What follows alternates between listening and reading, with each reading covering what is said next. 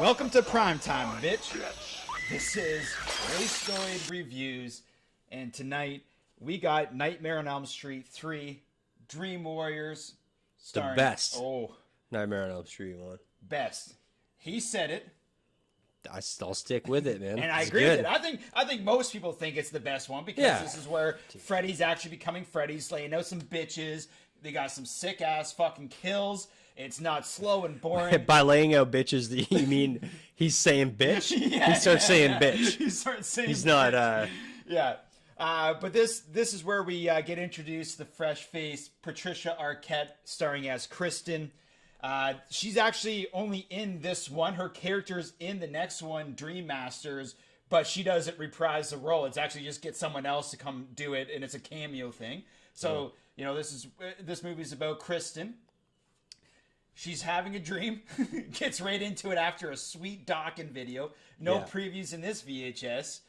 Yeah, if you have the VHS, you just pop it on, you get a Dawkins fucking music video right away. Boom. And Dream Warriors music video. And you know what? They should start off more movies like VHSs with sweet-ass music videos. I'll just say they should start off every movie with a Dawkins music video. Dawkins video. But this one... I want to see George Lynch crash through a wall and rip it. But this one, I mean, they don't waste any time. Freddy's just already coming in. Patricia Arquette's running around with a doll that turns into a fucking skeleton. You're hurting me. You're hurting me. She's a skeleton. And then this is where the story picks up. She goes into the mental institution, which we find out is where the final kids of Elm Street are, of the parents who killed Freddy back in the day. They had a little barbecue with his face and body and everything else, and he wants revenge. And then it's just the great thing here is, opposed to 1 and 2, we just have like really good dream sequences. Almost every scene of the movie. They got real creative with this one. Well, yeah, and the one thing I read is that like they said, like Wes Craven and everyone else that was a part of the script, they're like, well, if we're gonna do another sequel of Nightmare, we need to like top it. Like we actually need to have it serve a purpose, and they wanted to go like really next level with it. And I mean, I don't know. Yeah. The fucking tendon, getting hung by those right tendons, away. The puppet with the dude fuck. jumping off, and then fucking Snake Freddy. And even though like a lot of people, I mean by people I should say critics who probably aren't actual fans of slasher movies and stuff like that, like it was pretty well received, but some of them didn't like the story and shit like that. But they said like the CGI was really great, and we were just watching the VHS, and it's still kind of like it still stays true, man. I mean, it looks still pretty fucking good. That's the benefit of using live props all the time. Yeah, like fucking it was in the 80s, right? That big Snake Freddy, is that like was that a real prop? Yeah, it was real. Well, like I said, they said that when one of the initial scenes where the Snake is eating Kristen, right before they shooted that scene, they shot that scene. They said it looked like a big giant dick. And they needed, and this is actually really weird, they needed to fix it, but they didn't have any time. It's actually a low-budget movie. All the Nightmares are really low budget, and they always killed in the box office. They just made so much money off this franchise, it's ridiculous. Oh, yeah. But like this movie was like built off of $4 million, and it made like $40 or $50 million in the box office, and obviously countless more money afterwards, right? But all they did was just put a goo on the fucking snake. Just what to make of goo?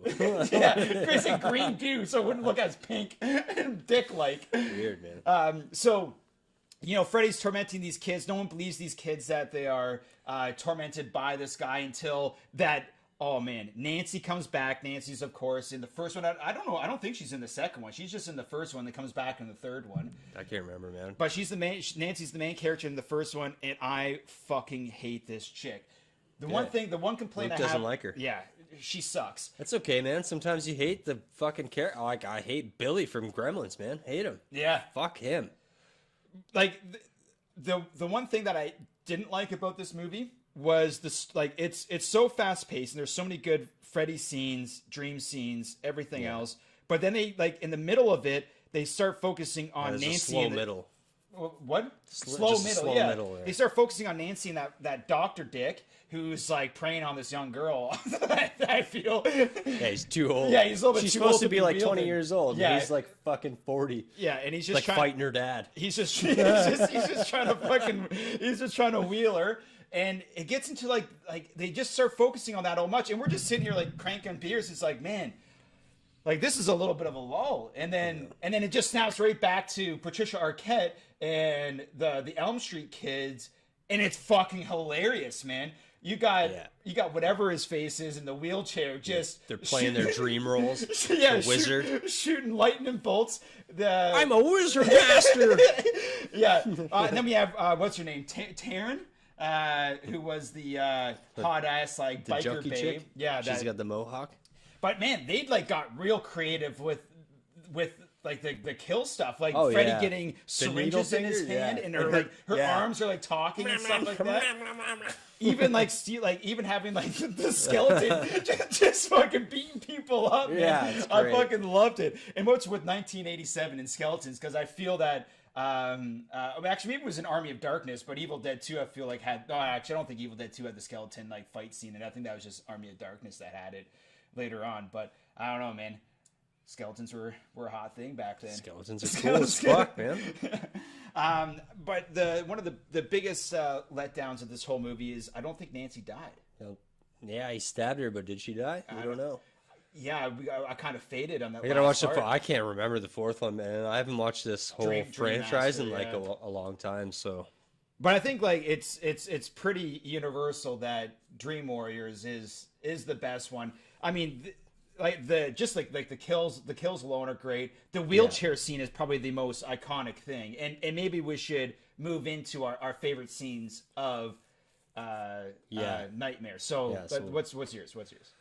My favorite scene is when Freddy turns into her dad and he's, "Where's the fucking bourbon?" And he holds the mom's head. It just slices it off. It's great. Now, the only letdown that we thought he said bitch. in Yeah, I that, thought and he said doesn't bitch. say He bitch. doesn't. But I still love it. Man, so the wheelchair scene is pretty fucking hilarious. It's pretty good. What's he say to the guy? I'm a wizard master. Yeah, what's Freddy say to? "Here's a chair just for you." Yeah, here's a church, and like they're just. I mean, this poor cripple kid. They just like he's finally got his legs, and then Freddy takes his legs out and then just murders him afterwards. Man, I think my favorite scene is probably the prime, like it's primetime bitch. Like That's but really it's, good. It's so ridiculous that they just think this girl committed suicide, but the TV is so far up. How do they not know something? Someone murdered this clearly. Like. Yeah, like it's a tube TV. Like if you grew up in the 90s or before, these tube TVs, their glass are hard. You don't jump into the air and put your head through one of those. Yeah, this chick was just been smoking darts and fucking malnourished as shit, and somehow her noggin smashed through, and she's just hanging there. And Lawrence Fishburne, who's became like a huge actor, but he has like a kind of a bit role in this, just comes in and is like, oh man, another suicide. Damn. We were joking, like, oh, she must have been listening to Ozzy Osbourne. Yeah, she was listening to that metal. Listening to that heavy metal and doing that cocaine or something. Oh man.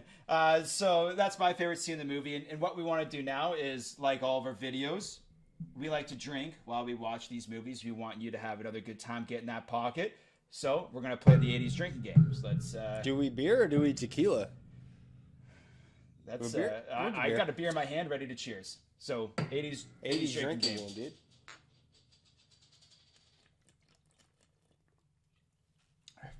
So I'm not gonna lie, I might have forgot about what the drinking game was tonight. So let me just pull it up here. I think the first thing is that whenever Freddy's not in his normal form, you take a drink, right? Yeah. So when he's a giant puppet master, when he's a snake, we have to mention poor Joey. Joey's just trying the mute kid. Oh, is just poor trying to guy. He's just trying to get laid. Yeah. This hot ass nurse gets naked and then he gets fucked up. Yeah, and then tongues start, Yeah. Oh. And then he yells at the end just because he's just so upset about this injustice. Oh man, one for Joey, man. In the non-Freddy form. So after that, yeah, I take a drink every single time someone dies. Unlike, especially the first one, we have some more deaths in this one. Actually, maybe not. I think it might be the same amount of deaths. Only a couple people died in this one, I feel. That's not too many. Yeah. But there's still a few deaths in this. Take a drink there. Enough for some drinks. And then we got every single time one of the Elm Street kids uses their dream powers, which does happen quite a bit. You got some sweet backflips and front kicks. Actually, she backflips and goes fucking right out of a goddamn she's like window, a ninja. which is hilarious. In my dreams, I'm a fucking ninja. So every single time they use their powers, that's two. That's the third one. What was the last one? We had one more. Oh God, I can't remember, man. why don't we write these down? It was the dream powers. Every time somebody dies, The non-form, and we had something else, man. Can't remember, man. You thought of it. That's what happens when you're drinking and fucking watching these movies. We don't so write them here down. you don't need the other one. It's enough. Jesus. You want to be like us? You just do those. Well, that's good. All right, so let's get into our review. So one thing I'll say, even though I was telling Taylor before when we were watching this movie, like Nightmare is an iconic franchise, right? But it makes me love Friday the 13th more. All these ones. We've been watching a lot. Obviously, we watch a lot of slasher movies, but we've been watching a lot of them lately. Again, rewatching them. And Friday the 13th's standing up more because there's more partying, more booze, better kills. Everything. Dude, Friday the 13th is the ultimate slasher movie. And so you look at and it gives it's clearly like panders to their audience where it just like gives them exactly what they nailed want, it, right? They knew who was going to the theater to watch the movies, and they Nightmare started to realize it in Dream Warriors. That's what I like. They started to realize it, and then the first two they didn't. Dream Warriors when they got it. Yeah, they started to get it. So because of that, make Freddy say bitch. Yeah. Oh no, he did that, right? They didn't make him. It was like ad-libbed. He said bitch on his own, right? The whole primetime thing, genius. He's a genius. He actually ad-libbed that whole primetime thing, too. Oh, well, he's a clever guy, man. Hilarious. So, because, even though I love it, it doesn't hold a candle to what I love in true, like, the slasher B movies of the 80s that are all party-orientated, right? So, but it is when you're partying in a cabin, I'm going to give it... fucked up. I'm going to give it a 3.5. 3.5 out of 6 because even though it doesn't have the party and everything else, it's still really well done. The CGI was fucking great. Most of the movies in the 80s are like kind of B movies, right, for the slashers and everything else. This is not a fucking B movie. This is just a great fucking time, right? And it was well enough done. The acting's kind of cheesy, but that's the 80s for you, right? So I'll give it a 3.5 out of 6. I'm gonna give it a 4 just because of the creativity and Dawkins. Fuck yeah, Dawkins deserves some respect. I mean, whoever decided to put Dawkins as like that, wicked, dude. Man, great thing. So again, please subscribe to our YouTube, like us on Instagram. Look at this fucking new merch we got. Holy shit, it looks fucking beautiful. If you like light beer and heavy metal like we do, yeah. If you like to fuck off like we do, then then fuck off. All right, see you guys later.